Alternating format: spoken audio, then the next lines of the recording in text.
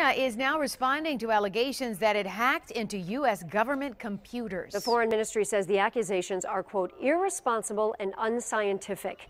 4 million former and current federal workers from every government agency may have had their personal information taken in this data breach.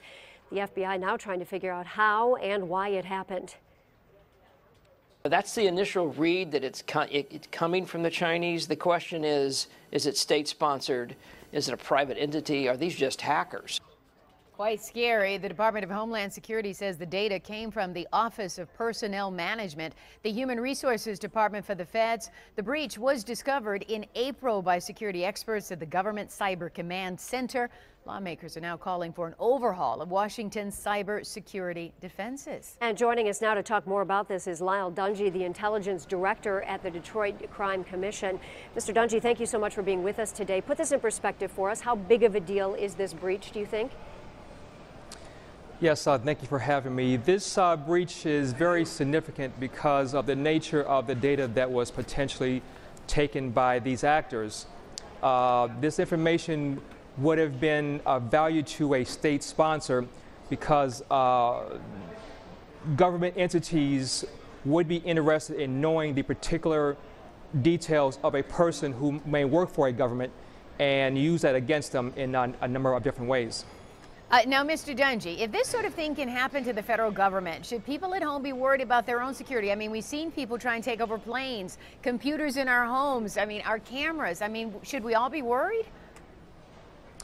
Yes, we should be worried, and eventually we all are responsible for our own security of our data. We need to do a number of different things to protect ourselves, one of which that we can do is make sure that we utilize strong passwords of our personal data.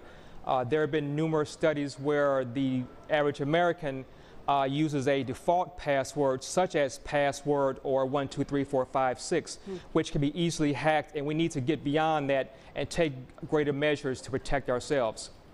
You know, the government is saying that they believe that China is responsible. China, responded, as we mentioned today, saying that that is the accusations irresponsible, unscientific.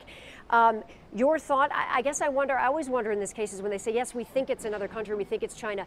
Do you know technically, how can they tell who is responsible for a hack like this?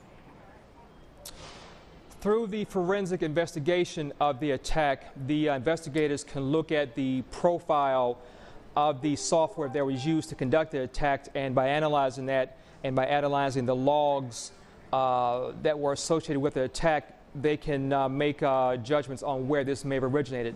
You know, you said something earlier very interesting. You said another state could take this information and use it, for, I guess, potential harm in some cases. What do you mean by that? The people who had their data stolen, what could potentially happen, do you think, in some cases?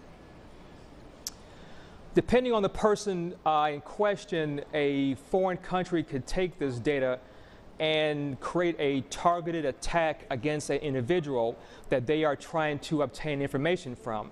So in the world of cyber espionage, if there is a person who may have access to a piece of data that is of interest to another country, they could go after this person specifically and try to target them through a technique called phishing, or in some cases spear phishing, and then inject malware into an email that they may be receiving and open the email, and the software is infected, and then they can do other things. Yeah, it is frightening. Mr. Dungy, I have another question for you. A lot of experts think that we should keep cash on hand because we've seen cyber attacks at banks, actually, millions of dollars being stolen from banks. I mean, is America taking this seriously enough? Are we protecting our banks, our planes, our televisions? I mean, everything. I believe the federal government and large corporations are doing the best they can as it relates to cybersecurity.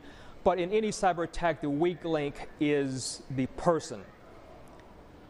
The federal government goes through a number of steps to train their employees on how to protect themselves, and that training could be useful down at the local level, where the average citizen who may not be aware of these type of attacks and what to look out for, they could benefit from that, and we need to push that down to regular citizens who conduct a lot of their business online but don't know how to properly secure themselves and don't know the risk of what a spear phishing attack may look like and how to defend themselves from that. Especially because people are inside our computers these days Well, and taking over, and a lot of people don't know it. You're right, and I know that your iPhone is just one part of this, but just the other day we said that 1234 still the most common password just to get into an iPhone, and when people bank on their iPhone and do all these things, it underscores the importance of taking more precautions. Lyle Dungy, thank you so much for your time this afternoon. We hope you have a great weekend. Thank you. I appreciate Thank you, you same to for you. sure.